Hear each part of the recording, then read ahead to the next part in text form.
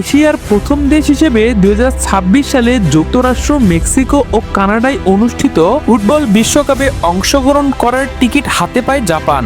এরপর 48 দল নিয়ে অনুষ্ঠিত হতে যাওয়া আগামী বিশ্বকাপের টিকিট হাতে পেয়েছে এশিয়ার আরেক দেশ ইরান। জাপান, ইরান ছাড়াও বিশ্বকাপ নিশ্চিত হয়েছে নিউজিল্যান্ডের। বাছাই পর্ব থেকে দ্বিতীয় দল হিসেবে বিশ্বকাপ নিশ্চিত করে দ্বীপরাষ্ট্রটি।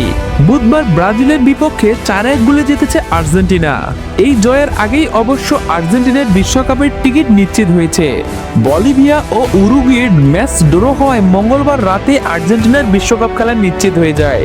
বাছাই পর্ব থেকে বিশ্বকাপ খেলা নিশ্চিত হয়েছে জাপান, ইরান, আর্জেন্টিনা ও নিউজিল্যান্ডের মতো 4টি দেশের। স্বাগতিক হিসেবে যুক্তরাষ্ট্র, কানাডা ও মেক্সিকো বিশ্বকাপ খেলবে।